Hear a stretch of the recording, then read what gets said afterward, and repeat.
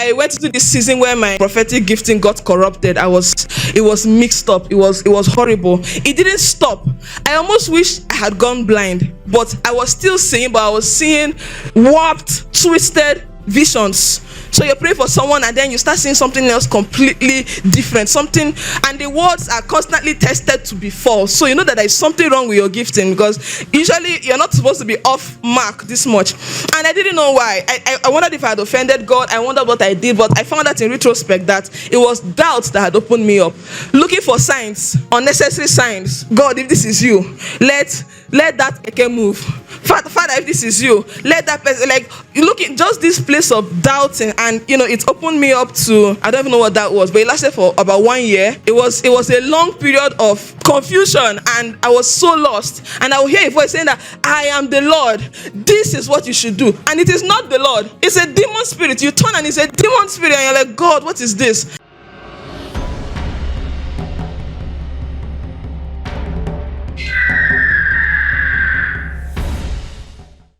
Basically, my prophetic journey started before I came to God's Lighthouse, but of course there was a lot of ignorance. So I used to have a particular vision, just one specific picture of a hand coming out of the sky. So just reaching down to where I was. I would have it once in a while, and I didn't know what it was, but it always came with a lot of, like, this presence. I don't know why. It was just a sign of help and comfort, but just a lot of confusion. I didn't know what it was. Then we now went for one program, convention type thing with my parents, the whole family.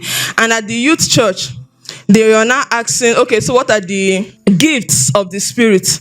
Gifts of the Spirit. People were talking. Of course, me, I didn't really know Bible. I put my mouth and I said, seeing of visions. And the man looked at me, what did you say? I said, seeing of visions. And he said, it's not a gift of the Spirit. That seeing of visions is not, who told you it's a gift of the Spirit? And the man began to laugh. And everybody followed him to laugh. So you're in a hall of maybe 50-something teenagers, and they are all laughing at you. And from that day I was now wondering, so if it's not a gift of the Spirit, what is it?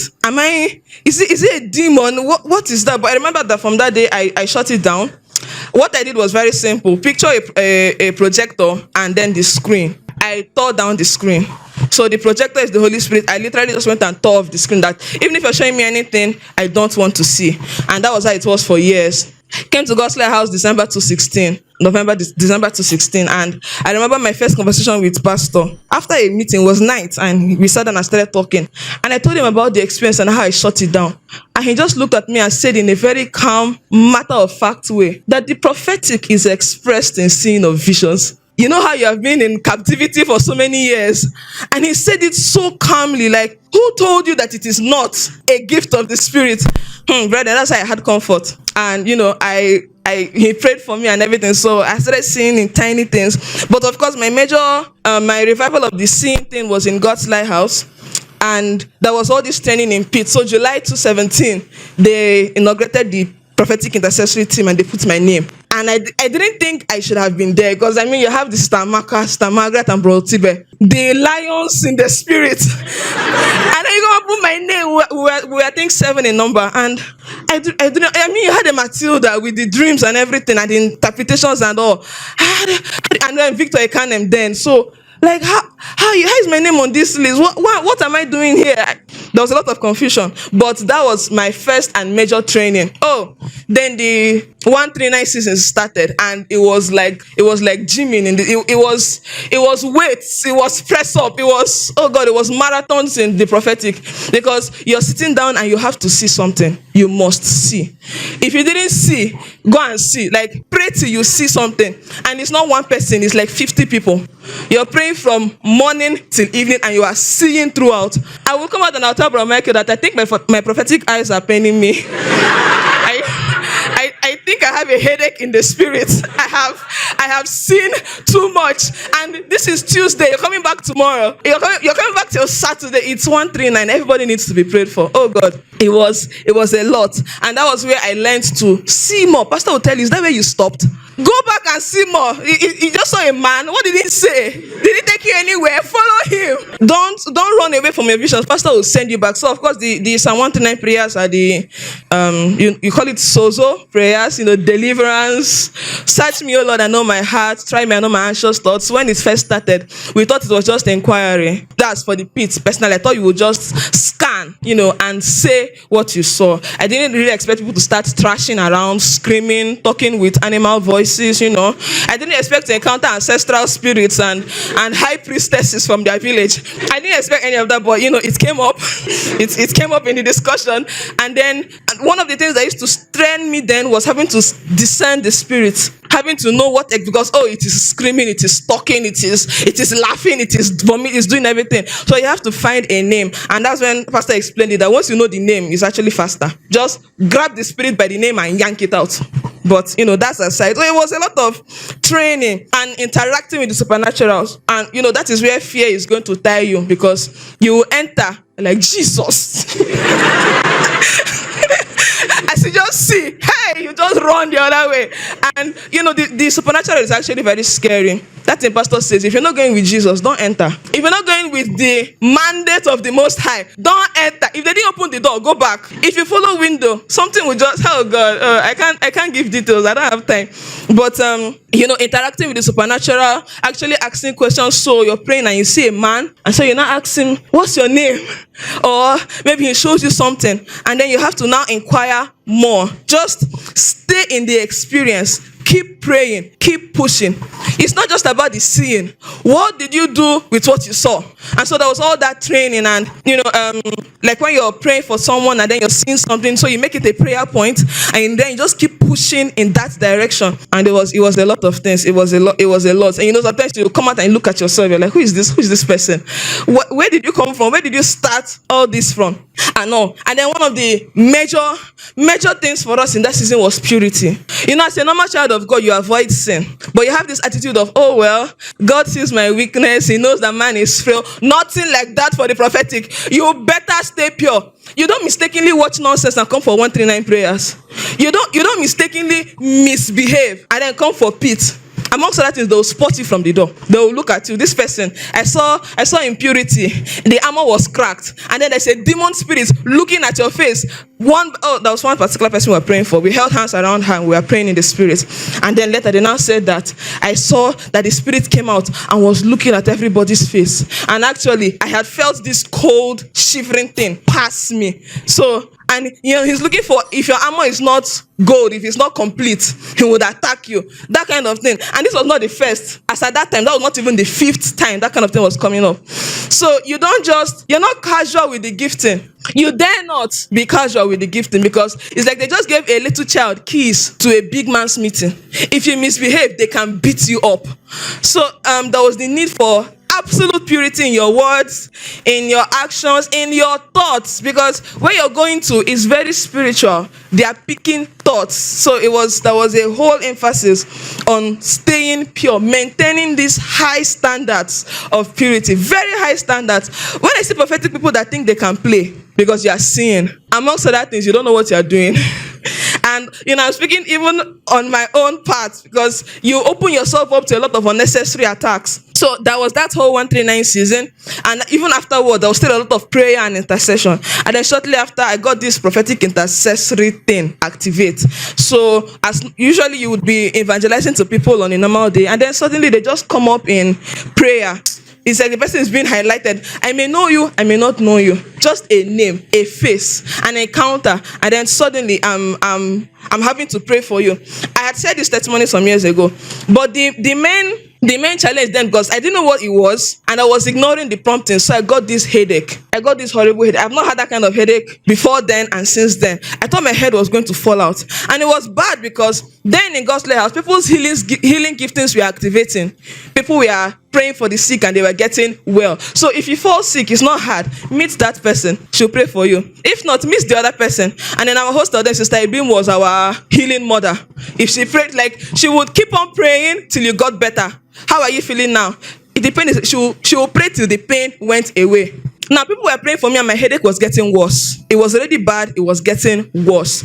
And they said, meet Sister Ibim. I didn't meet her because I felt like whatever was making this thing worse, if I meet her, my head may explode. It may blow up.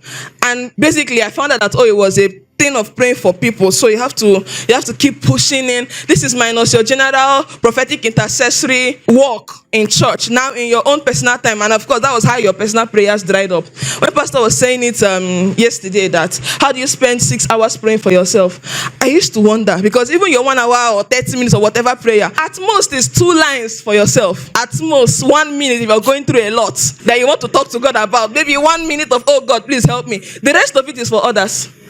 And pastor told us that the prophetic, you will pray.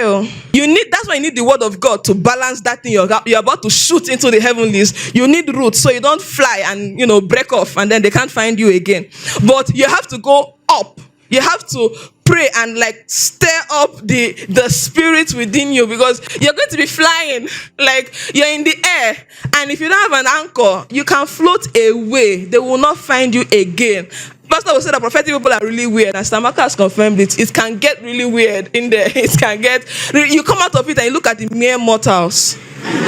You don't understand what I'm going through. You don't understand what I'm seeing. You can't relate on my level. So if you don't have a family that can keep you grounded, you will float. You will vanish into the atmosphere and all of that. So and I remember that time that I had this contention between the teaching and the prophetic. I really liked the teaching ministry. What drew me to God's Lighthouse was the teaching ministry. I saw Pastor, I saw Sister Anne and Sister Peace. I just saw them handling the word of God with so much grace, and I was drawn to it.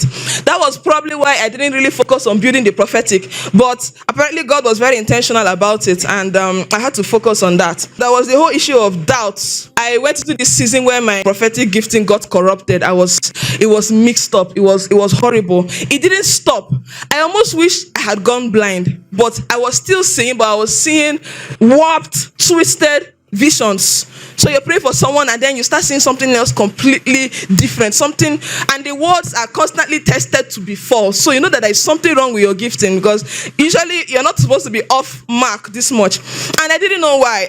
I wondered if I had offended God. I wondered what I did, but I found out in retrospect that it was doubts that had opened me up, looking for signs, unnecessary signs. God, if this is you, let that keke move. Father, if this is you, let that person, looking just this place of doubting, and it opened me up to, I don't even know what that was, but it lasted for about 1 year. It was a long period of confusion, and I was so lost. And I would hear a voice saying that I am the Lord.